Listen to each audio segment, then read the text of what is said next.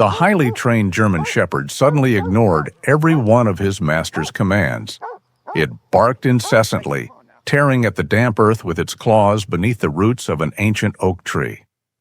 Its owner, Lucas Grayson, a combat veteran searching only for peace, initially dismissed it.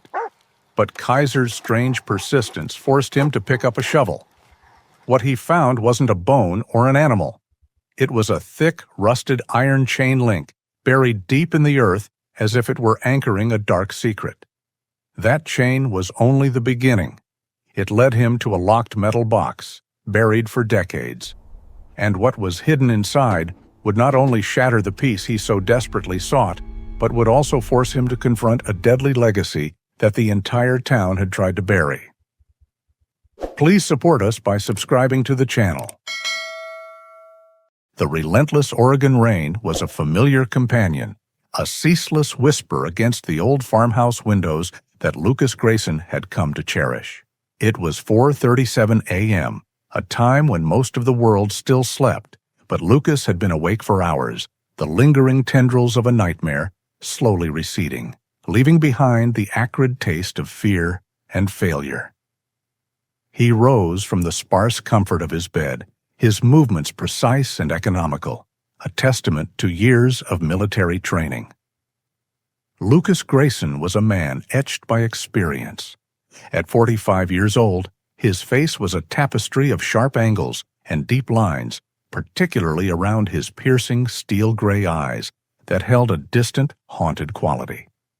A neatly trimmed beard, flecked with silver, framed a jawline that spoke of quiet resolve. His physique, though no longer at its peak combat readiness, remained lean and powerful, evident in the broad shoulders and strong forearms that bore the faint ghost-like scars of past encounters. He wore the uniform of solitude well, a faded denim shirt, sturdy work pants, and worn leather boots. Practical attire for the isolated life he had chosen here, deep within the heart of Pine Ridge. His past as an Army Ranger had left an indelible mark, not just on his body, but more profoundly, on his soul. The relentless pursuit of solitude was his chosen penance, a desperate attempt to outrun the echoes of a specific, devastating mission from years ago. A mission in a dusty, war-torn village where he had failed to save a young, terrified girl from a tragic fate. Her wide, pleading eyes forever burned into his memory. The quiet hum of the rain, the vast emptiness of the surrounding forest, and the predictable rhythm of farm life were his only remedies, a fragile shield against the chaos within. As he made his way to the kitchen for his ritualistic first cup of black coffee, a soft thud and a low, rumbling whimper came from the corner of the room. This was Kaiser, Lucas's constant shadow and most trusted confidant. Kaiser was a magnificent German Shepherd, nearly 6 years old, with a striking coat of silver gray and white markings that made him stand out from his peers.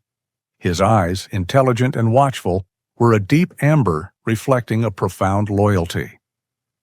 More than just a pet, Kaiser was a highly trained former military working dog, specifically bred and trained for detection and protection.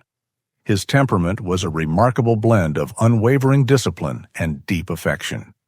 He was Lucas's partner, his therapy, and his connection to a world that often felt too loud, too demanding. At this moment, Kaiser was curled tightly on his designated mat, his muscular body twitching slightly, as he too seemed to be grappling with an unseen disturbance. Lucas knelt beside him, running a calloused hand over Kaiser's soft fur. "Rough night, huh, boy?" he murmured, his voice a low, gravelly rumble. Kaiser responded with a soft nudge of his head, his eyes meeting Lucas's with an almost human understanding. The bond between them was profound, forged in shared experiences and silent camaraderie. The sun eventually pierced through the heavy clouds, casting a weak, watery light over the damp Oregon landscape. Lucas, armed with his coffee and a sense of routine, stepped out onto the porch. Kaiser, now fully alert, was already there, his tail giving a few tentative thumps against the wooden floorboards. They began their morning patrol of the sprawling, slightly overgrown property that Lucas had purchased 3 years ago. The air was thick with the scent of pine needles and wet earth, a comforting aroma to Lucas. He watched Kaiser, who moved with the powerful grace of his breed, nose to the ground, meticulously inspecting every scent, every fallen leaf. Suddenly, Kaiser's demeanor shifted. His tail, usually held high with a gentle wag, stiffened. His ears perked up, swiveling independently as if trying to pinpoint an elusive sound. He let out a low, guttural growl, not one of aggression, but of deep apprehension. His powerful body tensed, and his silver-gray fur bristled slightly along his spine. Lucas, ever vigilant, noticed the change immediately. "What is it, boy?" he asked, his hand instinctively going to the small, worn leather holster at his hip, where he carried a compact .45 pistol, a habit he couldn't shake. He scanned the tree line, then the rolling fields, but saw nothing amiss. No deer, no stray coyote, no unusual movements. Kaiser, however, was fixated. He began to pull insistently on his leash, dragging Lucas towards an older, less frequented section of the property. It was a patch of uneven ground, partially overgrown with thick ferns and thorny bushes, dominated by a massive, ancient oak tree, whose gnarled branches stretched towards the sky like skeletal arms. As they approached the oak, Kaiser became increasingly agitated. He started to bark, a deep, resonant sound that echoed through the quiet woods. He strained against the leash, digging his powerful paws into the soft earth, his head down, nose working furiously, sniffing and snorting at a particular spot near the base of the gnarled roots. Then, with an almost frantic energy, he began to scratch and dig at the ground, dirt flying in every direction. "Kaiser, heel!" Lucas commanded, his voice firm, trying to rein in the excited animal. But Kaiser ignored him, a rare occurrence. His focus was absolute, his determination unwavering. He continued to dig, letting out short, sharp barks of frustration and excitement. Lucas watched him, a growing sense of unease coiling in his gut. Kaiser wasn't just chasing a squirrel or digging for a mole. This was different. His highly trained senses, usually so precise and reliable, were telling him something profound. There was an undeniable intensity in the dog's actions, a primal instinct overriding his training. After several minutes of relentless digging, Kaiser suddenly stopped. He pawed at the freshly disturbed earth, then let out a sharp whine, looking up at Lucas with those intelligent amber eyes, a clear message in their depths. "It's here. Something is here." Lucas took a deep breath, the scent of damp earth and something else, something subtly metallic and old, now reaching him. The morning had started like any other, a quiet struggle against his inner demons. But Kaiser, his loyal shadow, had just pulled him to the brink of a mystery, a silent summons from the depths of his own land. He knew, with a certainty that settled cold and heavy in his stomach, that he couldn't ignore this. Whatever Kaiser had found, it wasn't going to be a simple old bone. He decided he would come back tomorrow, shovel in hand, to investigate properly. The peace he had so desperately sought in Pine Ridge was about to be shattered. Sleep had been a shallow, restless affair. The image of Kaiser digging with such frantic purpose played on a loop in Lucas Grayson's mind, a silent alarm he could not switch off. He woke before the sun, the gray, pre-dawn light filtering into his room, finding Kaiser already awake, his amber eyes fixed on him from the foot of the bed. The dog's usual morning placidity was gone, replaced by a quiet, expectant energy. After a quick, tasteless breakfast, Lucas pulled on his sturdy work boots. He grabbed a heavy, flat-nosed shovel from the shed, its steel edge worn smooth from years of use. As he stepped outside, the air hung heavy and still. The rain had finally ceased, but the world was saturated, dripping from the eaves of the barn and the needles of the towering pines. A thick mist clung to the ground, muffling all sound and lending an ethereal quality to the morning. Kaiser needed no encouragement. He trotted ahead, his powerful form cutting through the low-lying fog, leading Lucas directly back to the ancient oak tree. The patch of disturbed earth from the previous day was a dark scar on the green landscape. Kaiser sniffed at it once, then sat back on his haunches, whining softly as if to say, "Well, get on with it." Lucas drove the shovel into the soft, damp soil. The work was difficult. The oak's roots, thick as a man's arm, crisscrossed just beneath the surface, forcing him to reposition and dig with care. With each shovelful of dark, loamy earth he tossed aside, a faint, unusual scent began to rise. It wasn't the clean smell of soil or the decay of leaves. It was something else, musty, organic, with a faint metallic undertone. He paused, looking at the ground. He noticed how the recent, relentless downpour had washed away the topsoil around the tree's base, exposing roots that were usually buried deeper. The erosion had clearly made this area more vulnerable, perhaps allowing a long-trapped scent to escape. It was a plausible explanation, he thought.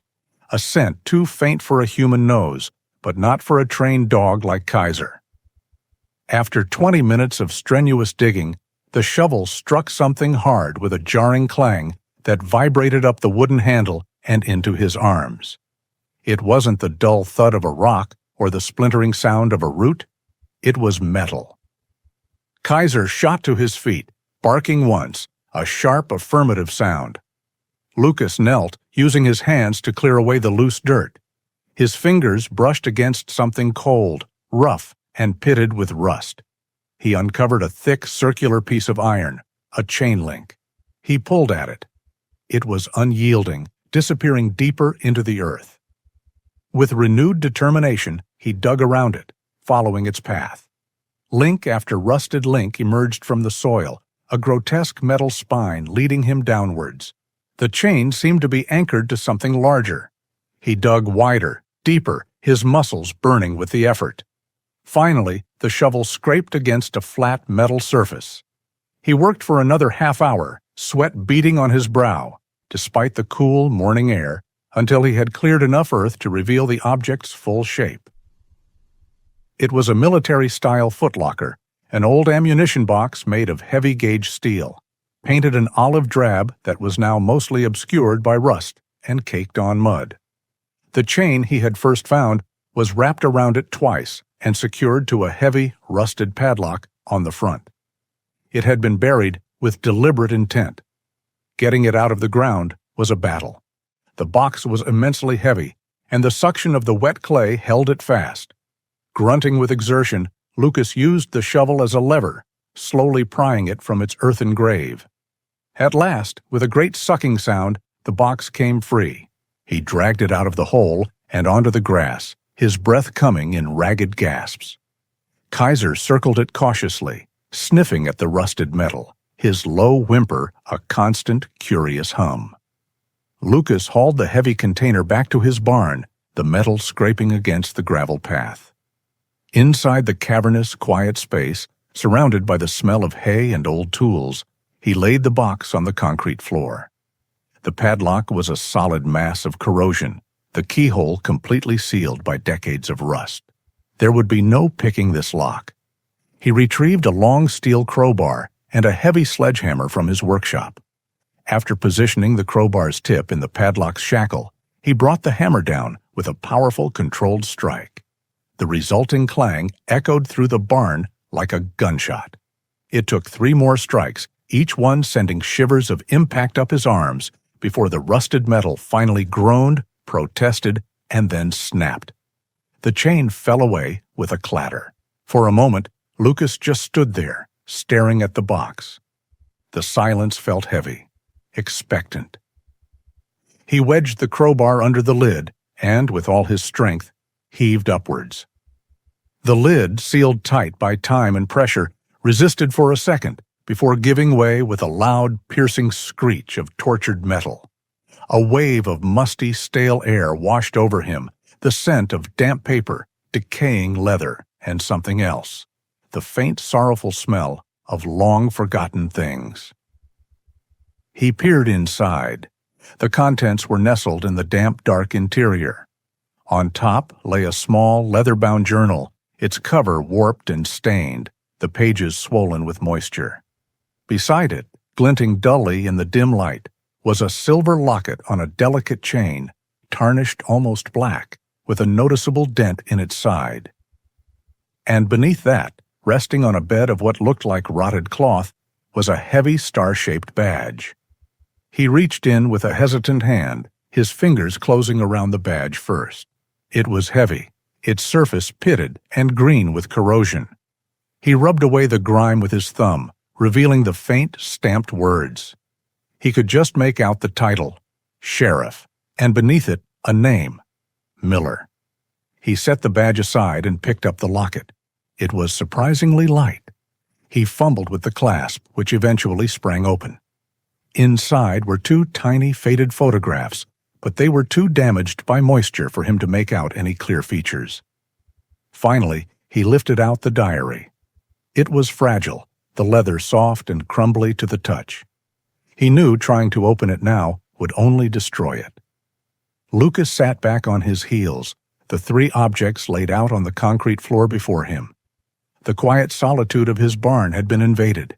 This was not a time capsule. This was a grave of secrets. A diary filled with lost words, a locket holding faded faces, and the badge of a lawman, all buried together under a heavy chain. The piece he had come to Pine Ridge to find had just been dug up, replaced by a cold, unsettling mystery that now lay at his feet. The three objects sat on the rough-hewn surface of Lucas Grayson's kitchen table, a silent testament to a long-buried secret. The corroded badge, the dented locket, and the swollen, waterlogged diary. It was the diary that held his attention. It was the heart of the matter, the voice that could give meaning to the other two silent witnesses. But it was too fragile, the pages fused together by decades of dampness. To open it now would be to turn it to pulp. Lucas, drawing on the patience and methodical precision learned in the military, knew he could not rush this. He spent the better part of the morning carefully setting up a makeshift drying station.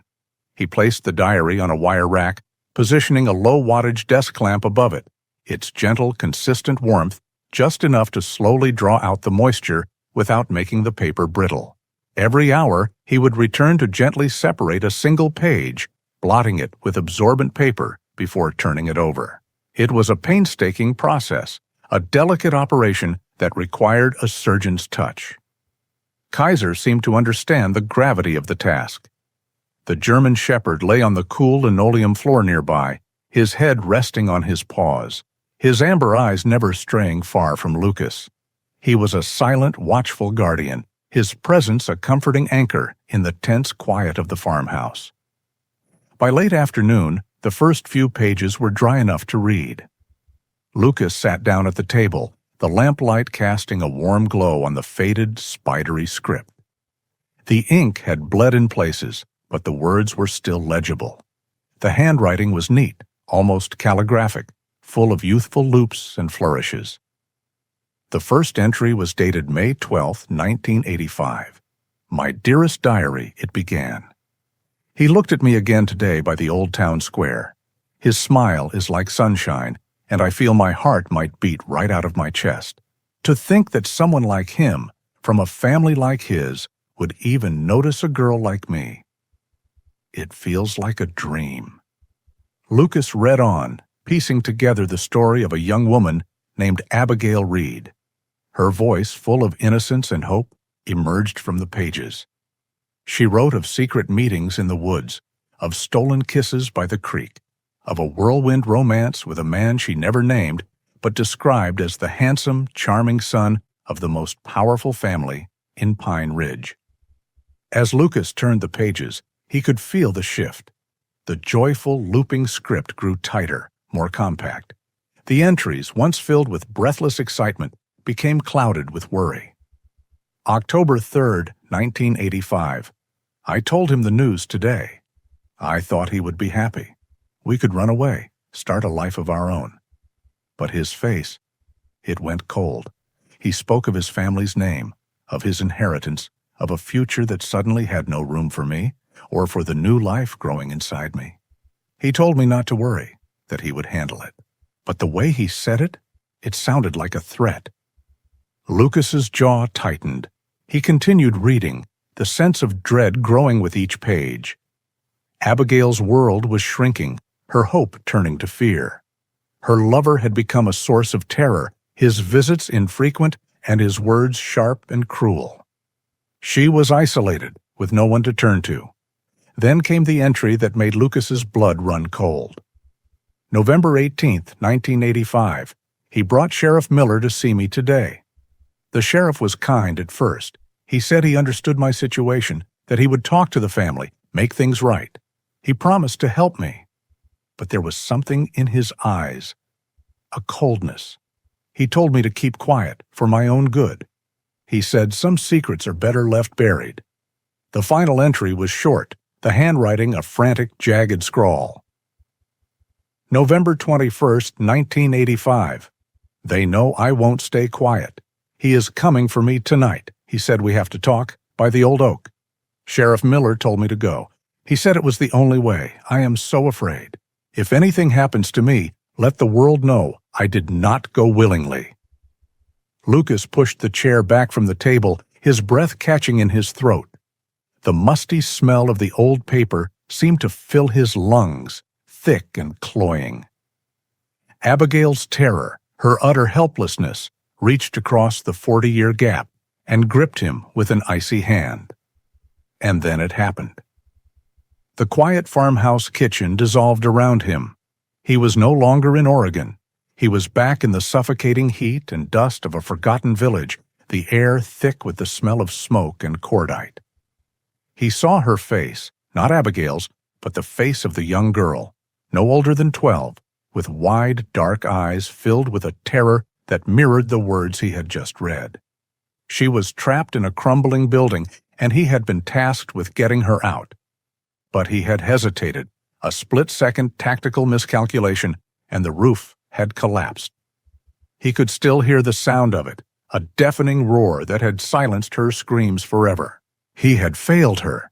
He had seen her fear, her plea for help, and he had failed. Lucas slammed his fist on the table, a strangled cry escaping his lips.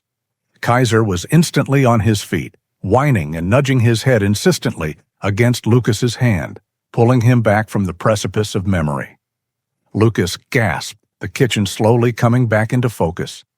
He was trembling, a cold sweat on his brow. He looked down at the diary, at Abigail's last, desperate words. The two images, the two girls, merged into one who had died in the chaos of war, and one who had been silenced in the quiet treachery of her own town. Both were victims, their voices extinguished, their pleas for help unanswered. In that moment, something inside Lucas shifted. The detached curiosity he had felt was burned away, replaced by a white-hot, focused resolve. This was no longer someone else's story. It was his. The guilt he had carried for years, a heavy shroud he could never cast off, now had a purpose. He couldn't save the girl from the rubble, but he could damn well get justice for Abigail Reed. His quest for peace had been a fool's errand, an attempt to hide from a ghost he could not outrun. But this was a mission. It was a chance, however small, at redemption. He would not fail again. He would be the voice for the girl who had been silenced. He picked up the old sheriff's badge, its weight feeling heavier now. Sheriff Miller. He had promised to help her, and he had betrayed her. Lucas's fingers tightened around the cold metal. His personal war had just found its first enemy. The resolution that had settled over Lucas Grayson in the dead of night was a cold, hard thing. It was not the heat of anger, but the focused calm of a soldier with a clear objective. The diary was his intelligence, but it was raw and unverified. He knew from his years in the field that a single source, no matter how compelling, was never enough. To move forward, he needed corroboration. He needed facts, names, and timelines that existed outside the faded pages of Abigail's journal. He left Kaiser at the farmhouse with a fresh bowl of water and a reassuring scratch behind the ears. The German shepherd watched him go with an uncharacteristic stillness, as if sensing the shift in his master's mission. The drive into the small town of Pine Ridge was short. It was a place Lucas usually avoided, a tight-knit community where a stranger's presence was noted and discussed over coffee at the local diner. Today, however, he welcomed the anonymity of being just another face, his true purpose hidden behind a stoic mask. The Pine Ridge Public Library was a modest brick building, a relic of a more optimistic era, its windows large and inviting. Lucas pushed open the heavy oak door, a small bell chiming his arrival.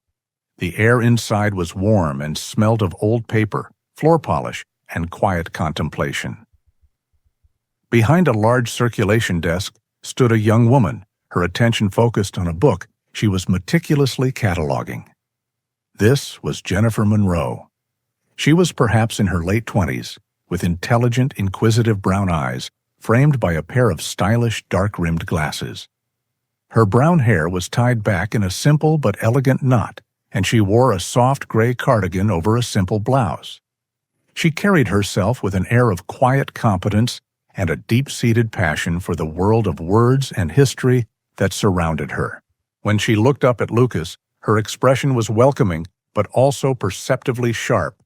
She immediately registered him as someone who didn't fit the profile of her usual patrons. "Can I help you find something?" she asked, her voice clear and friendly. "I hope so," Lucas replied, his own voice a low rumble. "I'm researching the history of my property, the old Callaway farm out on the North Road. I was hoping to look at any town archives you might have, old newspapers specifically, from around 1985. Jennifer's professional curiosity was piqued. "Of course, we have most of the Pine Ridge Chronicle on microfilm. It's a bit cumbersome, but it's all there. The archives are downstairs. Follow me." She led him down a narrow staircase into a cool, dry basement. The room was lined with gray metal shelves, stacked high with bound volumes and cardboard boxes. In the center of the room sat a pair of bulky, beige microfilm readers. For the next hour, Lucas scrolled through reels of film, the ghostly black-and-white images of a bygone Pine Ridge flashing before his eyes. He scanned articles about town fairs, high school football games, and local politics, but found no mention of any missing persons, no reports of any major crimes. The official record was clean, as if the town had collectively decided to erase any unpleasantness. Jennifer, who had been working at a nearby table, noticed his growing frustration. "Finding what you're looking for?" Lucas shook his head, leaning back from the machine and rubbing his tired eyes. "No, nothing. I was told a young woman might have gone missing around that time. Her name was Abigail Reed." The moment he said the name, the atmosphere in the room changed. Jennifer froze, her hands stilling over the documents she was sorting. She looked up at him, her friendly, professional demeanor replaced by an expression of intense, guarded surprise. "Why are you looking for her?" she asked, her voice barely a whisper. Lucas met her gaze, sensing he was at a crossroads. He decided to trust his gut. "I have reason to believe she didn't just run away." Jennifer took a deep breath and pulled up a chair opposite him. "My grandmother was Eleanor Monroe," she said softly. "She and Abigail Reed were best friends. My grandmother passed away 5 years ago, but she never, not for one day of her life, believed that Abby just left. She said Abby was happy. She was in love, but she was also terrified." Lucas listened intently, his posture straightening. "Grandma always said the official story was a lie," Jennifer continued, her eyes shining with a mixture of old sorrow and fresh determination. "She said Abby was involved with someone powerful, someone from a family that ran this town then and still runs it now. When Abby disappeared, my grandmother tried to get the police to investigate properly, but she was shut down. She was told to stop asking questions. It haunted her until the day she died. They were no longer a librarian and a patron. They were two strangers, suddenly bound by a 40-year-old secret. "The official records are useless," Jennifer said, her voice firm now. "I've looked before. It's like she never existed. But there's something else?" She stood and led him to a forgotten corner of the archive, to a set of tall metal shelves groaning under the weight of massive, leather-bound newspaper volumes. "These are the originals, before the town started using microfilm. They were donated years ago by the Chronicle's founding family. They're not indexed, and they're incredibly fragile. If anything exists, it'll be in here." For the next 2 hours, they worked in tandem, their shared purpose creating a silent, efficient rhythm. They carefully turned the massive yellowed pages, the fragile paper threatening to crumble at their touch. The world upstairs ceased to exist. There was only the dust, the silence, and their relentless search. It was Jennifer who found it. "Lucas," she breathed, her finger tracing a small column of text on the back page of an issue from late November 1985. He moved to her side, leaning over the volume. The article was small, barely a few paragraphs long, under a mundane headline, "Local Woman Reported Missing." It described how Abigail Reed, age 19, had disappeared from her home. But it was the second paragraph that made the hair on Lucas's arms stand on end. While authorities have no official leads, the article read, "Local speculation has linked Ms. Reed to a member of the prominent Hawthorne family, whose eldest son was known to be an acquaintance. Sheriff Miller, heading the investigation, has stated there is no evidence of foul play and believes the young woman likely left town of her own accord. The case is not being treated as suspicious at this time. The Hawthorne family. Sheriff Miller." The names from the diary and the badge were now connected, printed in black and white on a 40-year-old piece of paper. This was the corroboration he needed. This was the proof that Abigail's story was not a fabrication. Lucas and Jennifer looked at each other over the open volume. They didn't need to speak. They both understood the immense gravity of what they had found. They had given a name to the shadow that had haunted Abigail Reed, a name that still cast a long, dark influence over the entire town of Pine Ridge. The quiet search in the archives was over. A much more dangerous investigation had just begun. The quiet conspiracy between Lucas Grayson and Jennifer Monroe deepened as they left the library. The discovery of the old newspaper article had solidified their suspicions, transforming Abigail's faded words into chilling reality. Lucas felt a grim satisfaction, but it was quickly overshadowed by the cold, tactical clarity of an impending conflict. He knew that the Hawthorne name, mentioned in the same breath as a suppressed investigation, was not merely a historical footnote. It was a declaration of war against a deeply entrenched power. He walked Jennifer to her car, the subtle shift in the town's atmosphere already palpable to his heightened senses. Eyes lingered a moment too long. Conversations hushed as they passed. He knew they were being watched, or rather, the unusual pairing of the reclusive ex-soldier and the meticulous librarian was being noted. In a town like Pine Ridge, such observations were quickly processed and relayed. Back at the farmhouse, Lucas found Kaiser waiting anxiously on the porch. The German shepherd greeted him with a frantic but silent energy, nudging his hand, sniffing at his clothes as if searching for any lingering traces of danger. Lucas, with a calm pat, reassured him. "It's okay, boy. We just stirred up a hornet's nest." He spent the evening fortifying his defenses, not with sandbags and barbed wire, but with information. He meticulously scanned the property for anything that seemed out of place. He checked the old, barely functioning security cameras he'd set up around his perimeter, cheap, consumer-grade models that offered little more than a fuzzy image, but enough to catch any obvious intruders. His tactical mind, sharpened by years of vigilance, was already mapping out possible threats and vulnerabilities. He knew the Hawthorne family wouldn't operate like common criminals. Their power was more insidious. The next afternoon, the relative calm was shattered by the distinct hum of a powerful engine approaching his property. It was not the familiar rumble of a local pickup truck, but the refined, almost silent glide of an expensive luxury sedan.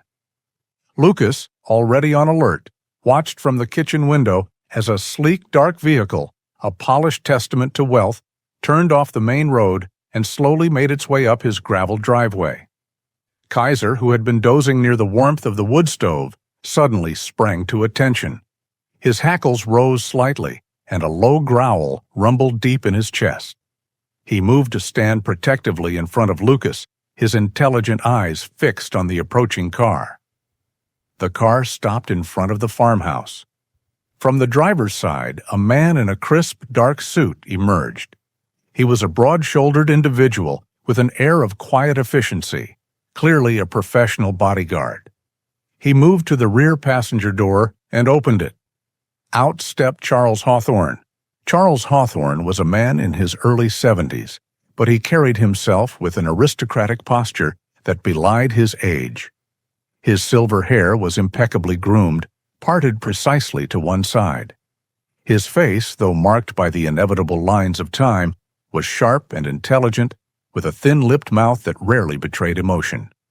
He wore an exquisitely tailored dark suit, the fabric rich and smooth, a stark contrast to Lucas's utilitarian work clothes. His eyes, a pale, almost colorless blue, were unsettlingly piercing, holding a calculating glint that missed nothing. He exuded an aura of old money, inherited power, and unwavering authority. He was the unquestioned patriarch of the Hawthorne family, the silent ruler of Pine Ridge, and the man Lucas now suspected of orchestrating a 40-year cover-up. Charles took a moment to survey Lucas's humble farmhouse, his gaze lingering on the dilapidated barn and the overgrown fields, a subtle expression of disdain on his face. Then, with a practiced smile that didn't quite reach his eyes, he began to approach. Lucas stepped onto the porch, Kaiser a formidable presence at his side, still growling softly. "Mr. Grayson, I presume?" Charles' voice was smooth, cultured, and devoid of any genuine warmth. "Charles Hawthorne, I hope I'm not disturbing you." "You are," Lucas replied, his voice flat. He didn't offer a handshake. Charles's smile remained, though a flicker of annoyance crossed his pale eyes. "A direct man, I see. I appreciate that. I'm simply here to offer a neighborly welcome, and perhaps discuss a business opportunity." "What business opportunity?" Charles gestured vaguely at the surrounding land. "This property, the old Callaway Farm. It borders a significant portion of my family's estate. We've always considered it an integral part of the larger landscape. I'm prepared to make you a very generous offer, Mr. Grayson. An offer that would far exceed its market value, I assure you. Perhaps twice, even 3 times what you paid for it." Lucas narrowed his eyes. "Why?" "Sentiment, mostly," Charles replied, his smile widening slightly, revealing a flash of expensive dental work. "A desire to consolidate our holdings, to ensure the prosperity of the entire area, and to keep the peace, if you understand my meaning." Lucas understood perfectly. Charles Hawthorne wasn't interested in consolidating land. He was interested in burying secrets. The offer was a test, a sophisticated attempt to buy Lucas's silence, and if that failed, to gauge his resolve. "It's not for sale," Lucas stated, his voice calm but firm. "I like my peace and quiet here." Charles's smile finally faltered. A subtle shift in his demeanor occurred, the veneer of civility thinning. "A shame. I was hoping you would be reasonable. Life in Pine Ridge can be difficult for those who are unwilling to cooperate, Mr. Grayson. This is a quiet town. We like to keep it that way. We don't appreciate people stirring up old dust, if you catch my drift." Kaiser's low growl intensified, his hackles now fully raised, his teeth bared in a silent snarl directed squarely at Charles. The dog's powerful body vibrated with a barely suppressed aggression. Charles, for the first time, looked genuinely surprised, perhaps even a little unnerved, by the dog's ferocity. He took a subtle step back, his eyes hardening. "Your dog is ill-mannered," he observed, his voice now colder, sharper. "He's a good judge of character," Lucas retorted, his gaze unwavering. Charles's eyes locked onto Lucas's, and the pleasant mask finally dropped, revealing the steel beneath. "Indeed, well, perhaps you'll reconsider, Mr. Grayson. Sometimes clinging to the past can be detrimental to one's future, especially in a place like Pine Ridge, where certain truths are best left undisturbed." The implied threat hung heavy in the air, clear and unmistakable. Charles Hawthorne turned on his heel, his bodyguard already opening the car door. As the sleek sedan purred away down the gravel driveway, leaving nothing but dust in its wake, Lucas felt a profound shift. The game was now officially on. Charles Hawthorne hadn't just offered to buy his property. He had announced that he knew Lucas had found something. And by refusing, Lucas had just declared himself an enemy of the most powerful man in Pine Ridge. He looked down at Kaiser, who had finally quieted, though his eyes remained watchful. "Looks like we just poked the bear, boy," Lucas murmured, and that bear just growled back. The afternoon call from Charles Hawthorne had shattered the fragile piece of Lucas Grayson's life, replacing it with the sharp edge of anticipation. Lucas didn't need a crystal ball to know what would come next. He had seen this escalation before, in different uniforms, different landscapes. But the pattern was always the same: a veiled threat, a refusal, then the quiet, insidious creep of hostile action. He spent the rest of the day in a flurry of purposeful activity. He meticulously cleaned his .45 pistol and his old hunting rifle, checking every moving part, loading fresh magazines. The farmhouse, once a sanctuary, now felt like a perimeter to be secured. He checked his windows, ensuring the old latches held, and reinforced the shed door where the old metal box was hidden. His training kicked in, an instinctual reversion to combat readiness. Kaiser, sensing the shift in Lucas, remained close, his powerful body moving with a low, watchful grace. The dog's occasional soft whines were the only sounds in the tense quiet. Night fell heavy and dark over Pine Ridge, the sky a thick blanket of cloud that smothered the moon and stars. Lucas sat in his living room, the only light coming from a single, low-wattage bulb, casting long, dancing shadows. He held his rifle loosely across his lap, his senses acutely tuned to every creak of the old house, every rustle of the wind in the trees. Kaiser lay at his feet, his head resting on his paws, but his ears were constantly swiveling, picking up sounds far beyond human hearing. The hours dragged on, each minute stretching into an eternity. The rain began again, a soft, rhythmic drumming that added to the oppressive atmosphere. Lucas fought the urge to close his eyes, battling the fatigue that gnawed at his edges. He knew that if they came, it would be under the cloak of darkness and rain, when visibility was poor and sounds were muffled. Just after midnight, Kaiser stirred. His head snapped up, his body tensing. A low, guttural growl rumbled from deep within his chest, a sound so primal and potent that it sent a shiver down Lucas's spine. It was a warning, sharp and undeniable. Lucas immediately silenced Kaiser with a whispered command. "Easy, boy. What is it?" Kaiser didn't respond verbally, but his gaze was fixed on the kitchen window, facing the rear of the property. Lucas followed his lead, his eyes straining through the rain-streaked glass, seeing only the shifting shadows of the trees. He heard nothing but the rain, but Kaiser heard. Without a sound, Lucas slipped into a crouch, his rifle held ready. He moved with the practiced stealth of a predator, making his way to the kitchen. Kaiser, equally silent, was already there, his nose pressed against the crack beneath the window, a low, continuous growl now escaping him. Then Lucas heard it too, a faint, almost imperceptible scrape. Not the wind, not a branch. The sound of something, or someone, moving purposefully. A moment later, A figure detached itself from the inky blackness outside the kitchen window. It was a man, large and heavily built, moving with the quiet competence of someone who knew what they were doing. He wore dark clothing and a balaclava that completely obscured his face. He was clearly not an amateur thief. Before Lucas could react, the man produced a pry bar and, with practiced force, inserted it into the old wooden window frame. With a muffled crack, the latch gave way. The window slowly began to slide open. Kaiser, with a roar that was half bark, half snarl, launched himself forward. He slammed against the window with unexpected force, his powerful head hitting the glass with a sickening thud. The man outside, startled, recoiled, dropping his pry bar. But he quickly recovered, pulling a small, glinting object from his belt, a switchblade. The man outside slashed frantically through the open window, the blade whistling through the air. Kaiser, snarling, managed to dodge the worst of it, but a sharp yelp escaped him as the blade grazed his flank. A thin line of red appeared on his silver-gray fur. Lucas, seeing Kaiser injured, felt a primal rage ignite within him. This wasn't just about Abigail anymore.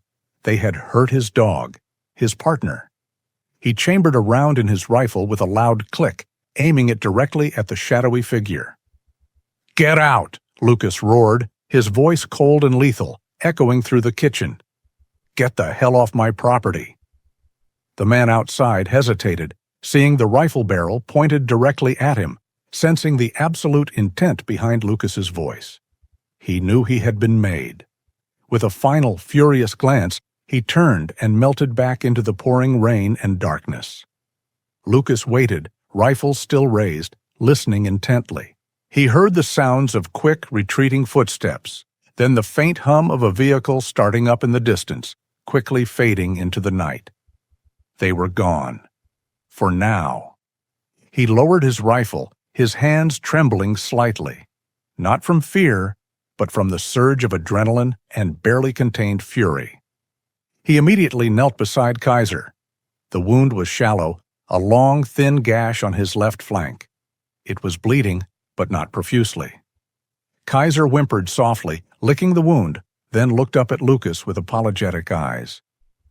"It's okay, boy," Lucas murmured, his voice thick with emotion as he gently examined the cut. "You saved my ass. Again." He carefully cleaned the wound with antiseptic and bandaged it, his movements tender. Kaiser, though clearly in pain, remained stoic, only a soft whimper escaping him when Lucas applied pressure. The attack confirmed everything. Charles Hawthorne wasn't just a man with a polite offer.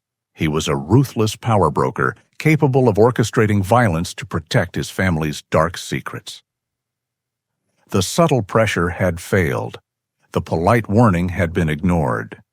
Now the gloves were off.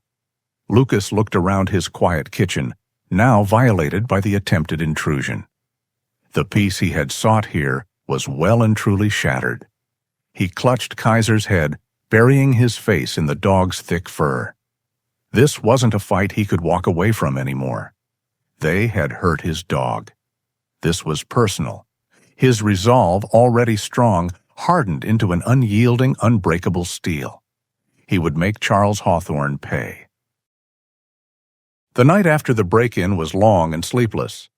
Lucas Grayson sat in the dark, the weight of his rifle a cold comfort in his hands, while Kaiser lay nearby, the clean white bandage on his flank a stark reminder of the battle that had been brought to his doorstep.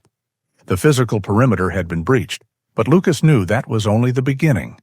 Charles Hawthorne was a strategist, and his next move would be more subtle, more pervasive. He saw the first signs of it the next morning when he drove into town to buy supplies and discreetly check on Jennifer. The change was chilling. At the general store, the friendly middle-aged woman behind the counter, who usually offered a warm hello, suddenly became intensely focused on organizing a shelf of canned goods, refusing to meet his eye. Two old-timers sipping coffee by the window fell silent as he walked past, their conversation only resuming in low, suspicious murmurs once he was out of earshot. He was no longer just the quiet recluse. He was a pariah. He found Jennifer in the back room of the library, her face pale and strained. "They're talking," she said, her voice barely a whisper. "It's all over town. That you're an unstable veteran, a dangerous man with a violent past. That you're obsessed, and that you've dragged me into your delusions." Her hands trembled slightly as she pushed her glasses up her nose. "The head of the library board called me this morning. An anonymous complaint was filed. They're concerned about my association with you." Lucas felt a cold fury settle in his gut. This was Hawthorne's doing. A classic psychological warfare tactic: isolate the target, discredit them, turn the community into a weapon. They weren't just trying to silence him, they were trying to erase his credibility, to paint him as a madman so that if he did come forward, no one would listen. "He's trying to box us in," Lucas said, his voice low and hard. "Make us radioactive. We're running out of time, Jennifer. Whispers and rumors, we can't fight that. We need something they can't deny. We need proof." Jennifer nodded, her fear eclipsed by a steely resolve. "The diary," she said. "Abigail mentioned a place, her secret spot with him. Under the weeping willow by the shallow creek. It wasn't the oak tree, it was somewhere else." "A place no one else would know about," Lucas finished, his tactical mind racing. "A place to hide a body." They spent the next hour hunched over an old detailed survey map of the county from the 1980s that Jennifer retrieved from the archives. She pointed to a winding creek that cut through a dense, unpopulated stretch of woods, a section of which bordered the vast Hawthorne estate. "Here," she said. "This area is known for its old willow trees." It was a long shot, but it was the only one they had. They set out that afternoon, taking Lucas's old truck as far as the dirt road would allow before continuing on foot.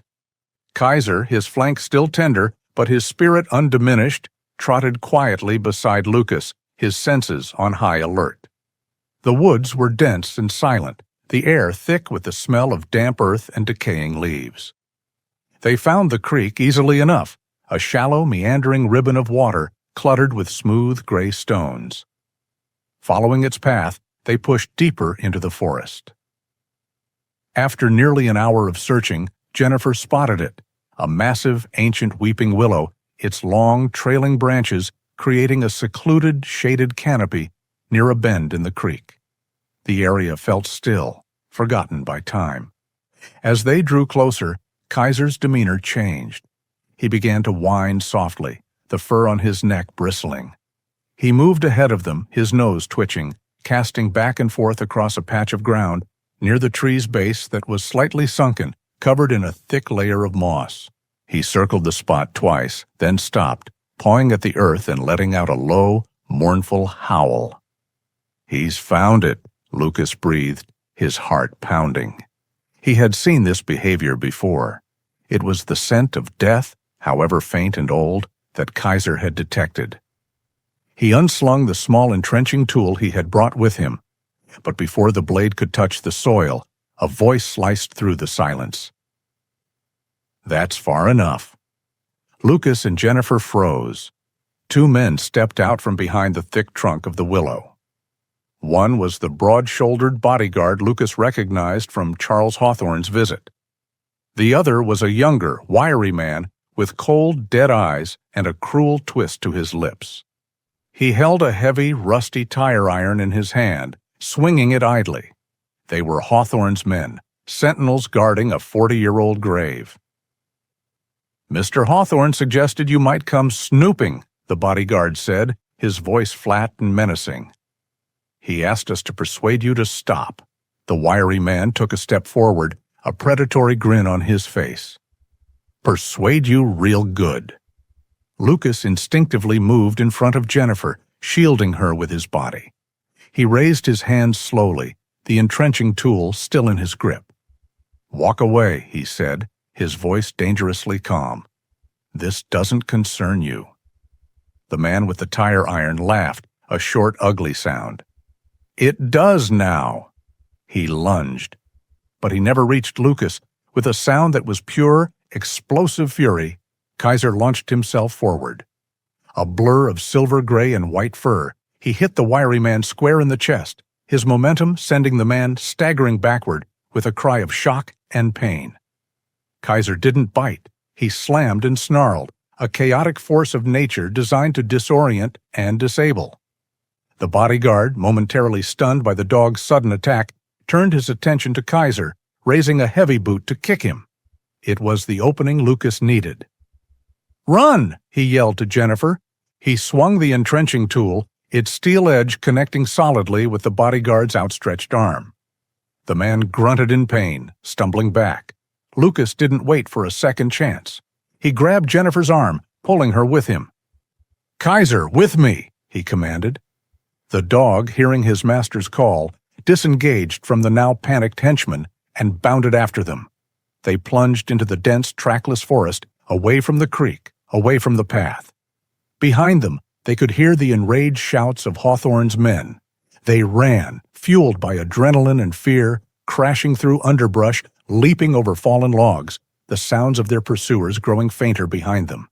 They had escaped, but they were now lost, hunted, and deep within the dark woods that bordered their enemy's land.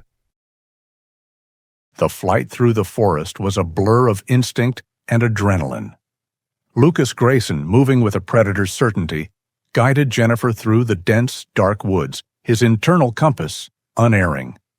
Kaiser, a silent gray shadow, flanked them, his head low, his earlier aggression replaced by a focused, protective vigilance. They circled wide, avoiding any known paths, the sounds of their pursuers long since faded into the oppressive quiet of the wilderness.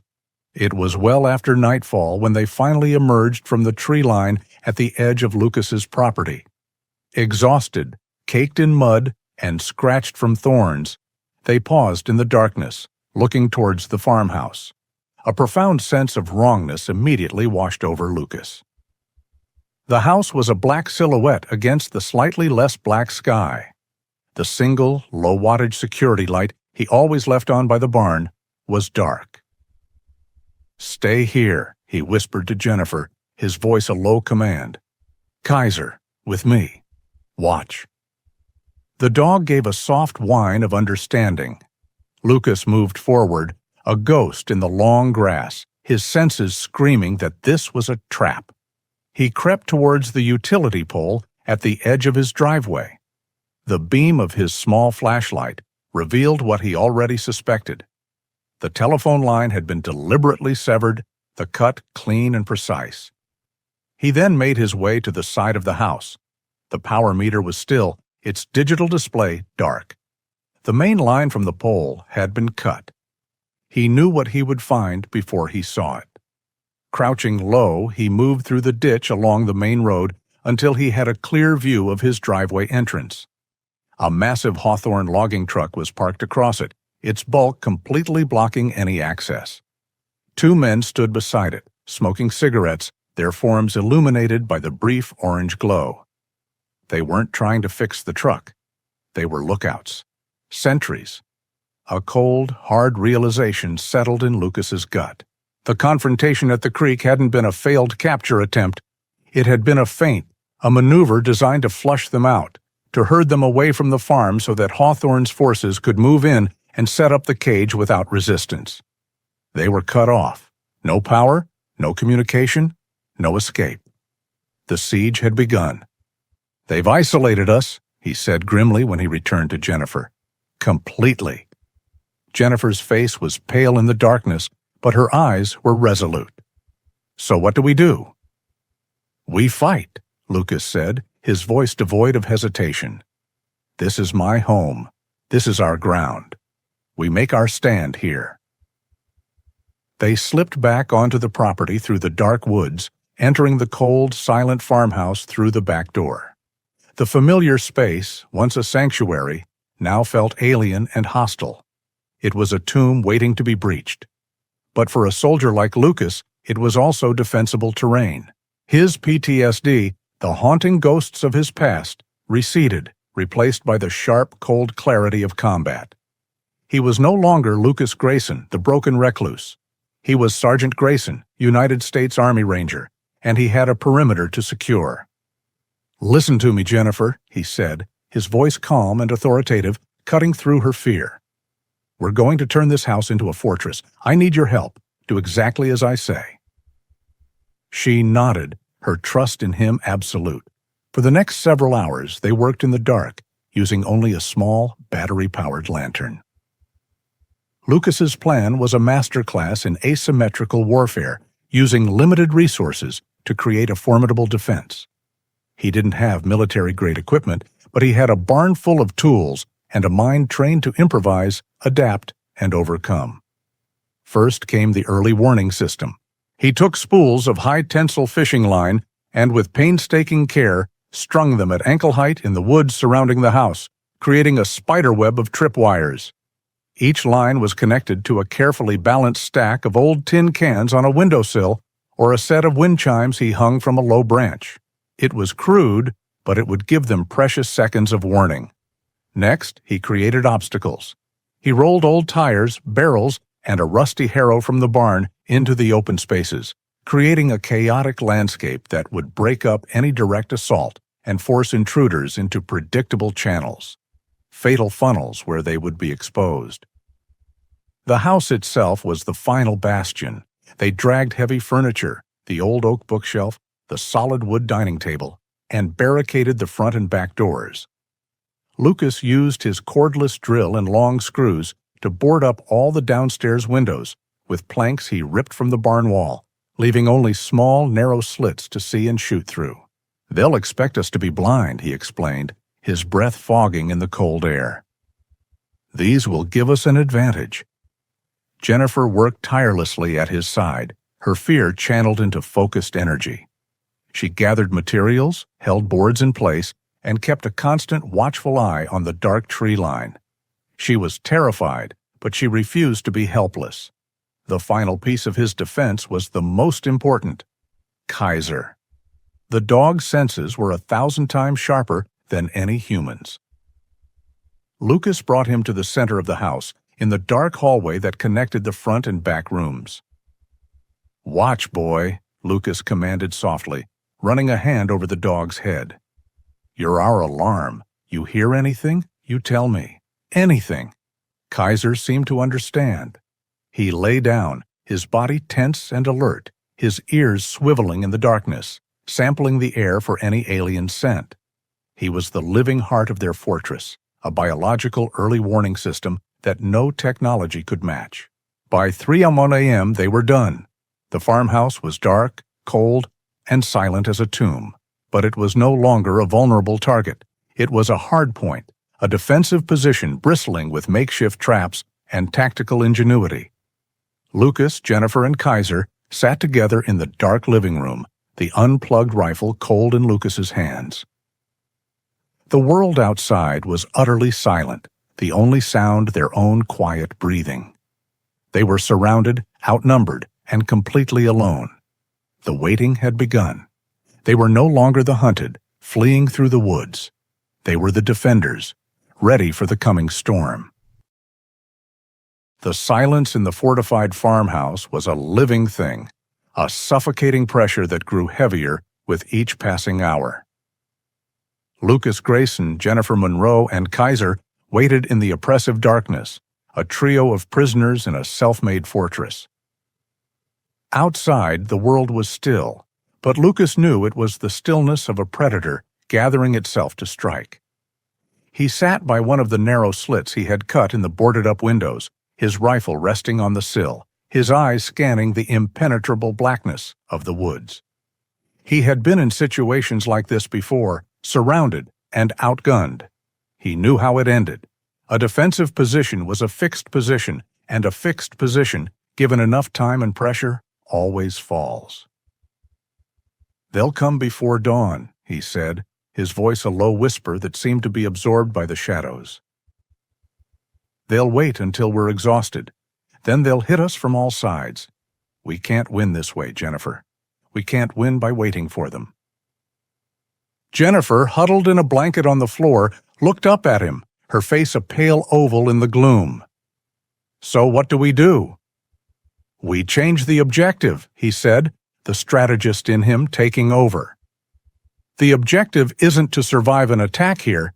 The objective is to get the evidence out. Abigail's diary is our only real weapon. If it stays here with us, it dies with us. One of us has to get through." He pulled out a modern topographical map of the area, spreading it on the floor and shining his small flashlight on it. "They'll have every known route covered. The main road, the logging trails, the deer paths. They'll be watching everything." He traced the perimeter with his finger, the reality of their situation stark and grim. They were completely encircled. For a moment, a heavy despair settled over the room. Jennifer stared at the map, at the impossible ring of darkness that surrounded them. Then her eyes unfocused slightly, her mind delving into the vast archives of her memory. She saw the dusty, oversized survey maps she and Lucas had looked at just days before. "Wait," she said, her voice filled with a sudden, urgent energy.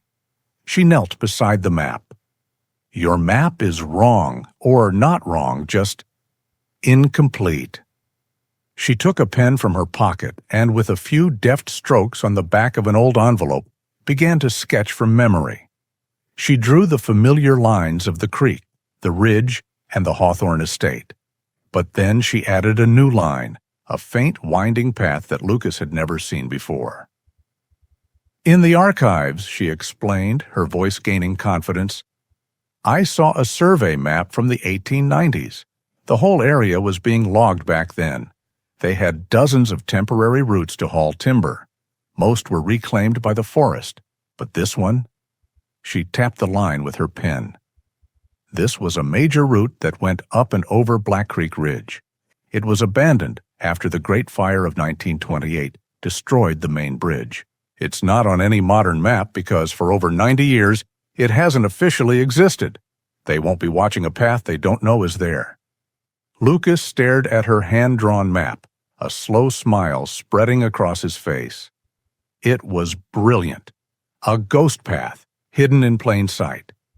Jennifer, with her historian's knowledge, had just given them their one and only chance. "Okay," he said, his mind now racing, formulating a plan.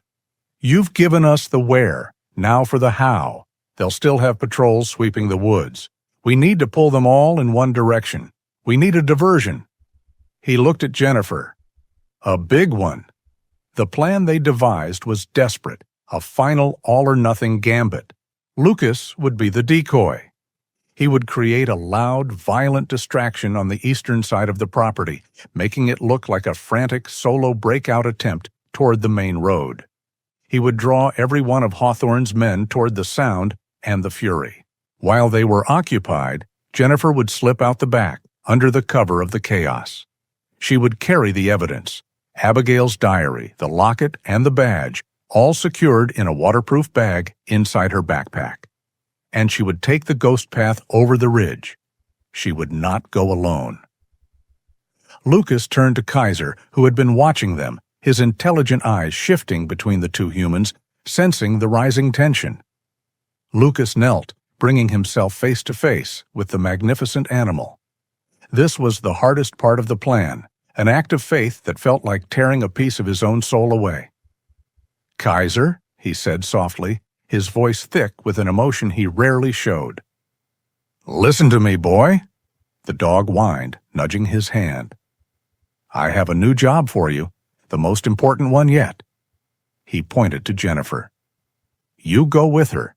You watch her. You protect her. No matter what. Do you understand? You protect Jennifer." He looked deep into the dog's amber eyes, pouring all of his trust, all of his hope, into that silent command. Kaiser seemed to understand. He licked Lucas's face once, a rare gesture of affection, then turned and sat beside Jennifer, his gaze resolute. The transfer of loyalty was complete. They prepared in silence. Lucas gave Jennifer his compass and a small, high-powered flashlight. He showed her on the hand-drawn map the starting point of the old trail. "Head due west until you hit the creek, then follow it north. The trail should start where the ridge gets steepest. Don't stop for anything," he instructed. Then it was time. Lucas took a deep breath. Ready?" Jennifer, clutching the backpack straps, nodded, her face a mask of terror and determination. Lucas moved to the eastern side of the house. He took a bottle of lantern fuel from his supplies and threw it against the side of the old, dilapidated woodshed a short distance from the house. He then fired a single shot from his rifle into the air. The crack of the rifle shot was deafening in the night. He immediately followed it by firing a flare from a small emergency kit, sending a brilliant red streak into the sky. The reaction from outside was immediate. Shouted commands echoed through the woods, the sound of men crashing through the underbrush, all converging on the east side of the property. The diversion was working. "Go!" Lucas yelled. "Now!" Jennifer didn't hesitate. She slipped out the back door, with Kaiser moving like a silent gray wraith at her side. She cast one last look back at the farmhouse, where the red glow of the flare illuminated the silhouette of a lone soldier preparing to face an army. Then she turned and ran, plunging into the darkness of the forest. The weight of the backpack felt immense, a burden of proof and hope. Behind her, the sounds of shouting and breaking branches grew louder as Lucas engaged his pursuers. Ahead of her lay only the dark, forgotten path, the rustle of leaves, and the powerful, reassuring presence of the dog who was now her sworn protector. Jennifer Monroe ran until her lungs burned and her legs felt like lead. The ghost path, guided by her memory, and the powerful, silent presence of Kaiser at her side, had been their salvation. They emerged from the woods just before dawn, miles from Pine Ridge, finding a small all-night gas station on the edge of the next county. Shaking and exhausted, she used the payphone, her voice trembling as she relayed a condensed, urgent version of the story to a skeptical state police dispatcher. But the mention of the Hawthorne name, Abigail's diary, and an undiscovered body was enough. The wheels of justice, long dormant, began to turn. 2 days later, the world of Pine Ridge had been turned upside down. The familiar authority of Sheriff Travis had vanished, replaced by the clinical efficiency of state police and the formidable presence of the FBI. Official vehicles lined the roads, and the Hawthorne logging truck that had blocked Lucas's driveway was gone, now just another piece of evidence. Lucas Grayson, no longer a suspect, but the key witness, stood with a sharp, no-nonsense FBI agent in his 40s near the Weeping Willow by the creek. The area was a meticulous grid of strings and markers. A forensic team in white coveralls worked in silence, carefully brushing away layers of earth from a shallow grave. Jennifer stood nearby, wrapped in a blanket, her face pale but resolute. Kaiser sat at Lucas's feet, a quiet, dignified observer. Then a hush fell over the team. One of the technicians looked up and nodded. They had found her. The skeletal remains of Abigail Reed, after 40 years of silence, were finally brought into the light. The locket Lucas had found was a perfect match for the one described in the diary, found still resting among her fragile bones. The truth, unearthed by a loyal dog and pursued by a broken soldier, was finally irrefutable. Armed with the diary, the forensic evidence, and Jennifer's testimony, 2 FBI agents drove up the long, winding driveway to the Hawthorne estate. They found Charles Hawthorne not in a panic, but waiting for them in his opulent, leather-bound study, a glass of expensive brandy on the polished desk beside him. He was dressed in a pristine tweed jacket, the very picture of aristocratic calm. He listened without expression as the lead agent detailed the charges. He did not deny them. When they were finished, he took a slow sip of his brandy and looked at them, not with the eyes of a cornered criminal, but with the weary condescension of a king addressing his subjects. "What you have found," he began, his voice a smooth, practiced baritone, "is the final chapter of a family tragedy." This was his plan B, his final calculated performance. "My older brother, as you may have discovered, was a reckless and passionate man," Charles continued, a mask of sorrow settling over his features. "He loved that girl, Abigail.